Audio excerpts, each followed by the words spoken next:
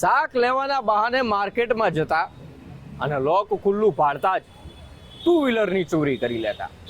આવી જ એક પિતા પુત્રની ટોળકીને સુરત પોલીસે 9.27 લાખની સાથે જ 28 ટુ વ્હીલર સાથે ઝડપી પાડ્યા છે.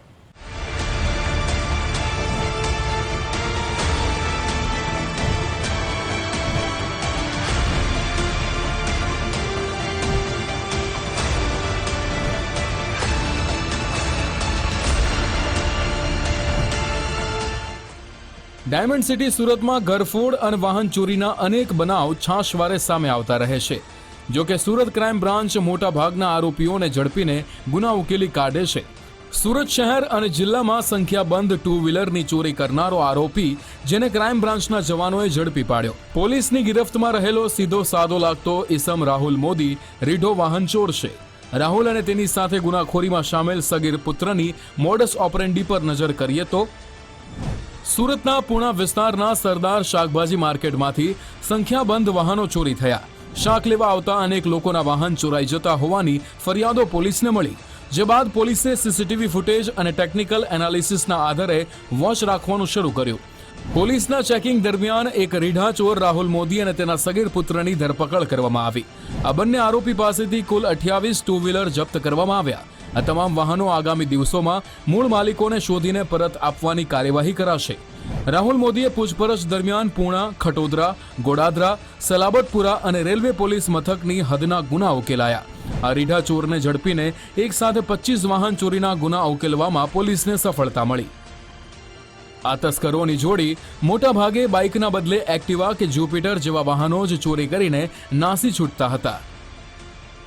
पुणे पुलिस की टीम वाहन चेकिंग के दौरान एक उनको सफेद कलर की होंडा एक्टिवा मिली. जब जो हेड कांस्टेबल विजय सिंह कांजी भाई इन्होंने पॉकेट कॉप पे जब चेक किया तो ये जो होंडा जो गाड़ी थी, मोपेड जो थी, ये ऑलरेडी इसके ऊपर थेफ्ट का ऑफेंस था. ये चोरी की हुई बाइक गाड़ी थी. उसको जब पूछपरछ के लिए लेके आए, उसमें दो लड़का और उसकी फादर जो है वो दोनों स्कूटी पे बैठे हुए थे. उनको जब पूछपरछ के लिए लेके आए यहाँ पे तो कंटिन्यूअस इंटरोगेशन के दौरान ये पता चला कि उन्होंने सूरत शहर के अलग अलग विस्तारों से, खास करके जोन 1 के अलग विस्तार से जिसमें पूना पुलिस स्टेशन का हाथ लगता है, और सूरत शहर के विभिन्न अलग अलग विस्तारों में से और वलसाड और तापी में से भी उन्होंने वाहन की चोरी की है. टोटल 28 वाहन अभी तक रिकवर हो पाए हैं. રીઢા ચોરના સગીર પુત્ર વિરુદ્ધ કાયદા અનુસાર કાર્યવાહી કરવામાં આવી તો રાહુલ મોદીની પોલીસે આકરી પૂછપરછ શરૂ કરીને અગાઉ કેટલા ગુના આચર્યા, તેની ટોળકીમાં અન્ય કેટલા ઈસમો સામેલ છે, તેમજ ચોરીના વાહનો કોને અને કેટલી કિંમતમાં વેચતા હતા તે સહિતના મુદ્દા ઉકેલવા આકરી પૂછપરછ હાથ ધરાઈ છે. टोटल 2 अभी पुलिस की कस्टडी में है. एक 27 साल का है राहुल सन ऑफ अजय मोदी. ये रहने वाला मुख्य नालासोपारा महाराष्ट्र का रहने वाला है और उसका कायदा में संघर्ष में आविल बाल किशोर मतलब लड़का है उसका, जो कि 18 साल से कम का है. गुनाहित इतिहास चोरी का ही है. पहले भी चोरी को आरोपी में मतलब गुना मेरे पकड़े जा चुके हैं, लेकिन उनमें कुछ हुआ नहीं. इसमें हम और भी स्ट्रिक्ट एक्शन लेने का प्रयास करेंगे, क्योंकि जो नंबर ऑफ जो रिकवरी है, जो चोरी की है, इन्होंने एक मतलब ऑर्गेनाइज्ड गैंग की तरीके से ऑपरेट करके ये चोरी को अंजाम दिया है. तो इस पर हम कड़क कार्रवाई करेंगे.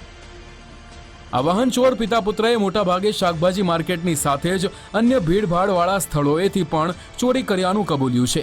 સુરત ક્રાઇમ બ્રાન્ચના જવાનોએ પિતા પુત્રની આકરી પૂછપરછ કરી ચોરીના વાહન ખરીદનારા ચોક્કસ તત્વો સુધી પહોંચવાનો પ્રયાસ કર્યો છે. આ પૂછપરછ દરમિયાન સમગ્ર રેકેટ અંગે મોટા ખુલાસા થવાની શક્યતા છે. કેમેરામેન દેવાંગ રાણા સાથે રાકેશ બ્રહ્મભટ્ટ, ગુજરાત ફર્સ્ટ, સુરત.